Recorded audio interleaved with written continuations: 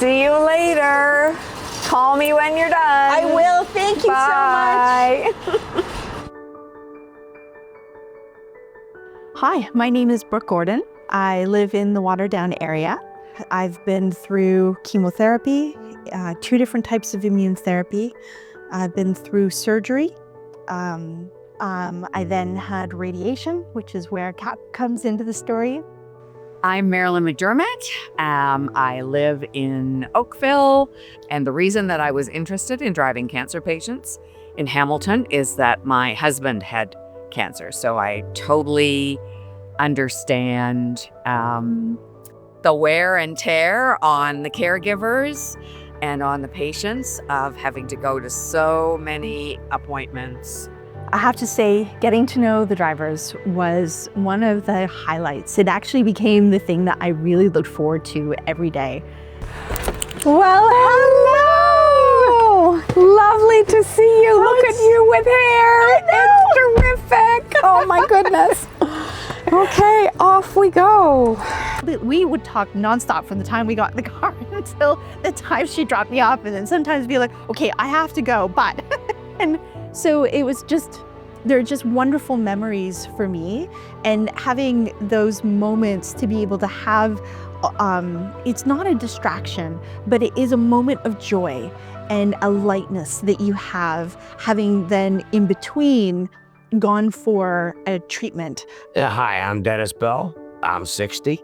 I'm Bill Vickers. I have been working for CAP now for, I think this is my 4th year. And I find driving for CAP is very rewarding. It really makes you feel good about yourself. It really makes you feel good about the service you're providing for clients like Dennis. And Dennis is particularly personable. So whenever he gets in the car with me, we just start chatting, don't we, Dennis? Yes, we do. It just seems like it just goes back and forth. And we sort of had an instant rapport. Anybody watch the Blue Jays won last night? That's what we've been buzzing about. Oh, yes. Having a cab driver, someone like Bill will say, I know he understands what I'm going through.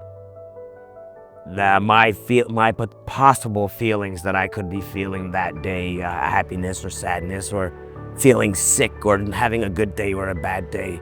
I know Bill and the rest of the drivers, as soon as they will see a person, they can tell automatically that person's having a good day or that person's having a bad day. And then I know that the driver will act accordingly.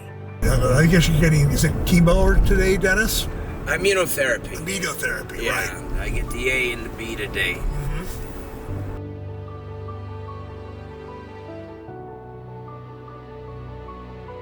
Okay, we're gonna take you home now, Ramesh. Okay? Hello, my name is Matthew Moreland. I've been a volunteer at CAP since January of 2025. Love the experience.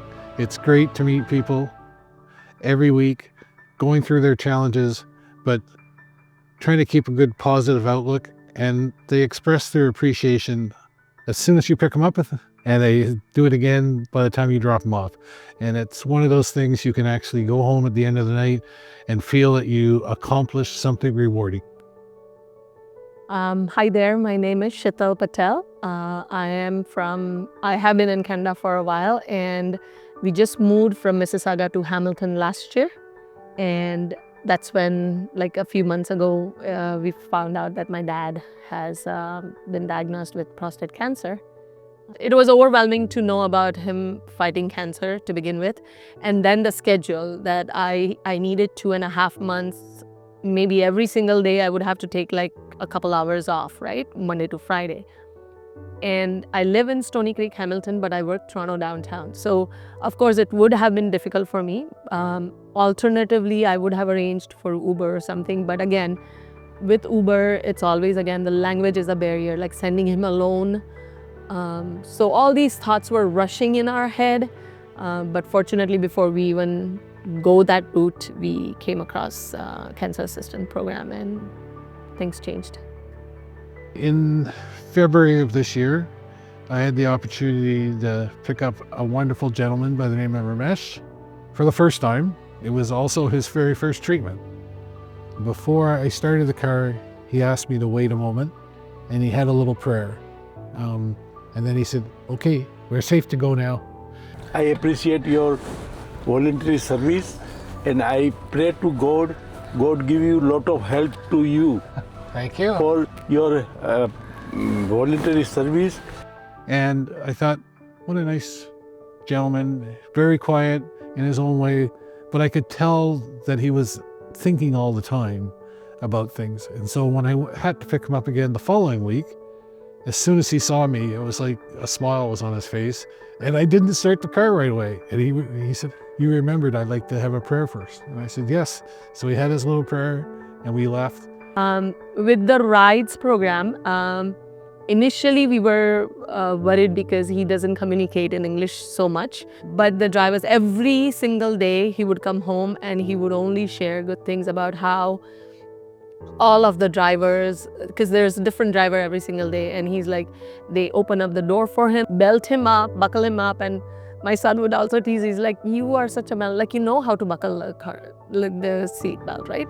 But yeah, so I mean, just seeing that is something that, okay, my dad's safe out there.